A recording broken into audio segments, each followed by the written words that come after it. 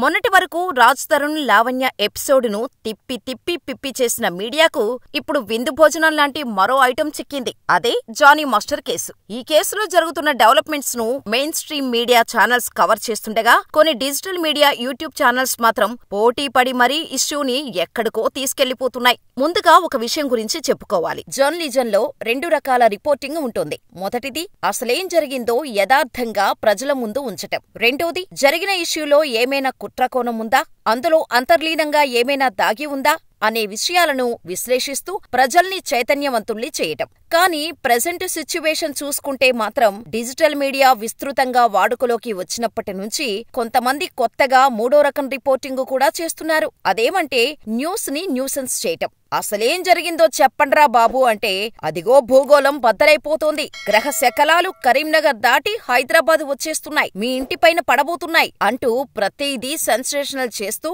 ప్రజల భావోద్వేగాలతో కొన్ని మీడియా సంస్థలు యూట్యూబ్ ఛానల్స్ వాళ్ళ రెవెన్యూ పెంచుకోవడానికి జనాలతో ఫుట్బాల్ ఆడుకుంటున్నాయి. ముఖ్యంగా సెలబ్రిటీల అక్రమ సంబంధాలు, వారి వ్యక్తిగత రహస్యాలు ఏవైనా బయటకు వచ్చాయా ఇక అంతే సంగతులు. రాజ్ తరుణ్, లావణ్య వ్యవహారమైనా, ఇప్పుడు జానీ మాస్టర్ కేసులో అయినా కొన్ని ఛానల్స్ చేస్తున్న హడావుడి పీక్స్ లో ఉంటోంది. అయ్యో ఏదో జరిగిపోతోంది, జానీ మాస్టర్ అది చేశాడు, ఇది చేశాడు, అమ్మాయికి ద్రోహం చేసేశాడు, జానీ మాస్టర్ ద్రోహి, దుర్మార్గుడు, ఒక్కసారి బాధితురాలి ఆవేదన వినండి అంటూ ఒకవైపు పుంఖానుపుంఖాలుగా నెగిటివ్ వార్తలు రాస్తూనే మరొకవైపు జానీ మాస్టర్ పై భారీ కుట్ర, ఈ కుట్ర వెనుక ఆ హీరో ఉన్నాడు, ఈ డైరెక్టర్ ఉన్నాడు, వ్యవహారమంతా ఆ పార్టీని నడిపిస్తోంది అంటూ పాజిటివ్ వీడియోలు పెడుతూ, ఇంకొక వైపు జానీ మాస్టర్ వ్యతిరేకులతో ఇంటర్వ్యూలు తీసుకుంటూ, ఆ వెంటనే జానీ మాస్టర్ భార్య ఇంటర్వ్యూ కూడా కవర్ చేసి, ఆ తర్వాత జానీ మాస్టర్ తో కలిసి పనిచేసిన డాన్సర్ తో పాజిటివ్ ఇంటర్వ్యూలు కూడా జనాలపైకి వదులుతూ, మధ్యలో సినీ ఇండస్ట్రీలో ప్రస్తుతం ఖాళీగా ఉన్న నిర్మాతలు, ప్రపంచ స్థాయి దిగ్గజ విశ్లేషకులతో డిబేట్లు చేస్తూ, కోర్టుల్లో రాబోయే తీర్పులు కూడా యూట్యూబ్ ఛానల్స్ లో చెప్పేస్తూ, మొత్తానికి దీన్నొక ప్రపంచ స్థాయి సమస్యగా చిత్రీకరిస్తున్నారు. అసలు ఏం జరిగిందో కనీసం వెరిఫై చేయకుండా ఒక ఛానలేమో జానీ మాస్టర్ ని బెంగళూరులో అరెస్ట్ చేశారని చెబితే, మరొక ఛానలేమో గోవాలో అరెస్ట్ చేశారని, ఇంకో ఛానల్ లడక్ లో అంటూ వాళ్ళ న్యూస్ ఛానల్స్ చూస్తున్న జనాలను గొర్రెలను చేస్తున్నాయి. అసలు ఇంతకీ జనాలు దేన్ని నమ్మాలి? అయితే వేడివేడి వార్తలు వడ్డించాలన్న కొన్ని ఛానల్స్ ఆత్రం మొత్తం జర్నలిజం విలువలకే మాయని మచ్చ తెచ్చేలా ఉన్నాయి. ఈ మాటలు ఆవేశంతో చెబుతున్నవి కాదు, ఆవేదనతో మాట్లాడుతున్నది. ఒక్కో ఛానల్ వందల రకాల వార్తలు వండుతున్న నేపథ్యంలో అసలు ఈ కేసులో ఏం జరిగిందనేది చాలా మందికి కన్ఫ్యూజన్ గా కూడా మారింది. ఈ నేపథ్యంలో ఈ కేసుకు సంబంధించి మరిన్ని నిజమైన వివరాలు తెలియచేసే ప్రయత్నం ఇప్పుడు మన జే మీడియా చేస్తోంది. అయితే జర్నలిజాన్ని తప్పుపట్టడమో, మీడియాను తప్పుపట్టడమో మా ఉద్దేశం కాదు. మా ఛానల్ని ఆదరిస్తున్న జనాలకు నిజం మాత్రమే చెప్పి చూపించడమే మా ప్రయత్నం. ఇక కేసు వివరాల్లోకి వెళితే, ఈ నెల 15న అసిస్టెంట్ కొరియోగ్రాఫర్ ఫిర్యాదుతో జానీ మాస్టర్ పై అత్యాచారం మరియు పోక్సో కేసులు నమోదు చేసిన పోలీసులు గురువారం మాస్టర్ ని గోవాలో అరెస్ట్ చేశారు. అనంతరం ప్రాథమికంగా విచారించి రిమాండ్ రిపోర్టు రూపొందించారు. అయితే ఈ రిపోర్టులో ఉన్న విషయాలేంటంటే, 2017లో మధ్యప్రదేశ్ రాష్ట్రానికి చెందిన బాలిక ఈటీవీలో వచ్చే ఢీ డాన్స్ షోలో పాల్గొనేందుకు హైదరాబాద్ కు వచ్చింది. ఆ షోకి జానీ మాస్టర్ జడ్జిగా వ్యవహరించేవాడు. అందులో ఆమె గెలవకపోయినప్పటికీ జానీ మాస్టర్ తన అసిస్టెంట్ ద్వారా అమ్మాయికి ఫోన్ చేయించి తన వద్ద పనిచేస్తే కెరీర్లో ఉన్నంతగా ఎదిగేలా అవకాశాలిస్తానంటూ మాటిచ్చాడు. దీంతో 2019లో జానీ వద్ద అసిస్టెంట్ కొరియోగ్రాఫర్ గా చేరింది. 2020 డిసెంబర్లో ఇద్దరు సహాయకులతో పాటు ఆమెను జానీ ముంబైకు తీసుకువెళ్లాడు. అక్కడ హోటల్ గదిలో ఆ అమ్మాయిపై అత్యాచారానికి పాల్పడ్డాడు. ఈ విషయం బయటకు చెబితే అవకాశాలు దక్కకుండా చేస్తానని,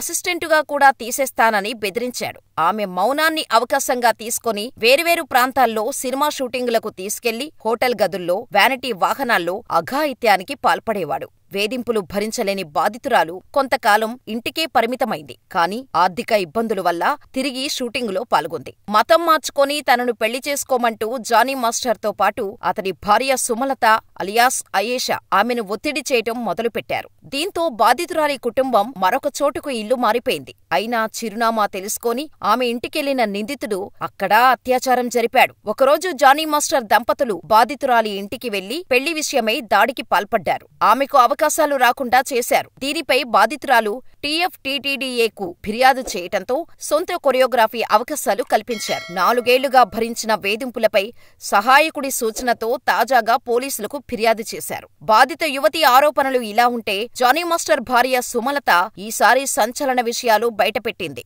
ఇప్పుడు చెబుతున్నా వినండి. వాస్తవానికి ఆ అమ్మాయే జానీ మాస్టర్ ని ఇష్టపడింది. తనను పెళ్లి చేసుకోవాలని నా భర్తను బలవంత పెట్టింది. పెళ్లికి మతం అడ్డమైతే ముస్లింగా మారతానని ప్రపోజల్ పెట్టిందే ఆ అమ్మాయి. ఈ విషయం తెలిసి నేను ఆ అమ్మాయిని కొట్టడానికి వెళ్లిన మాట వాస్తవం. పెళ్లయి 2 బిడ్డలున్న నాకు అన్యాయం జరుగుతుంటే నేనెలా చూస్తూ ఉండాలి? ఆ అమ్మాయి జానీ మాస్టర్ దగ్గర చెప్పిన మాటలని ఇప్పుడు తిరిగి అవన్నీ జానీనే అన్నాడని రివర్స్ లో కేసు పెట్టింది. కొరియోగ్రాఫర్ గా అగ్రస్థానంలో ఉండాలి లేదా హీరోయిన్ గా స్థిరపడాలనేది ఆ అమ్మాయి, ఆమె తల్లి కోరిక. స్టేజ్ షోల నుంచి వచ్చిన ఆ అమ్మాయి హీరోలతో జానీ మాస్టర్ సన్నిహితంగా ఉండటాన్ని చూసి ఆ లగ్జరీ లైఫ్ తనకు కూడా కావాలని కోరుకునేది. టీంలో తనకే ఎక్కువ ప్రాముఖ్యత ఇవ్వాలని చూస్తుంటుంది. మైనర్గా ఉన్నప్పుడు అత్యాచారం జరిగిందనటానికి సాక్ష్యమేంటి? ఒకవేళ లైంగిక వేధింపులకు గురైతే జానీ మాస్టర్ వద్ద పనిచేయటం నా అదృష్టం అని నవ్వుతూ ఎందుకు చెబుతుంది? అసలు ఆ అమ్మాయిని కొరియోగ్రాఫర్ చేసిందే జానీ మాస్టర్. ఈ రోజు ఎవరైతే ఆ అమ్మాయి వెనకుండి ఇవన్నీ చేపిస్తున్నారో వాళ్ల కుటుంబాలు కూడా ఖచ్చితంగా మూల్యం చెల్లించుకుంటాయి అని ఆయేషా కీలక విషయాలు వెల్లడించింది. తనపై అత్యాచారం జరిగిందని ఒకవైపు బాధిత యువతి ఆరోపిస్తుండగా, ఆమెకు లైఫ్ ఇచ్చిన తన భర్తను ప్రేమ పేరుతో హనీ ట్రాప్ చేసి మమ్మల్ని బజార్కి ఈడ్చిందని మాస్టర్ భార్య చెప్పుకొస్తోంది. ఇలా కేసు అనేక కోణాల్లో ఒక్కో మీడియా సంస్థ ఒక్కో విధంగా న్యూస్ ని ప్రసారం చేస్తున్నాయి. ఇక యూట్యూబ్ ఛానల్స్ అయితే చెప్పుకోనక్కర్లేదు. కొందరు జానీ మాస్టర్ కేసు అంగీకరించాడు అని రాస్తుంటే ఇంకొకరు ఇరికించారు అని చెబుతున్నారు. అసలు ఈ కేసులో ఏం జరుగుతుందో అర్థం కాక సినీ అభిమానులు ఈ యూట్యూబ్ ఛానల్స్ చెప్పే పిచ్చి న్యూస్ వింటూ పిచ్చోళ్లవుతున్నారు అన్నది నగ్న సత్యం. మరి ఈ కేసులో తప్పు ఎవరిదో, మీకున్న అనుమానాలేంటో మాకు కామెంట్ రూపంలో తెలియచేయండి. దాంతోపాటు న్యూస్ ఛానల్స్ చేసే న్యూసెన్స్ లో ఎంత న్యూస్ దొరుకుతుందో, జర్నలిజంలో సెన్సేషనలిజం ఎంత ప్రమాదకరమో మీ అభిప్రాయాన్ని మాకు కామెంట్ చేయండి. మా ఇన్ఫర్మేషన్ మీకు నచ్చితే వీడియోని లైక్ చేసి జానీ మాస్టర్ కేసుపై మరిన్ని అప్డేట్స్ కోసం మా ఛానల్ ని సబ్స్క్రైబ్ చేసుకుని పక్కనే ఉన్న బెల్ ఐకాన్ కొట్టేసి నోటిఫికేషన్ ఆన్లో పెట్టుకోండి.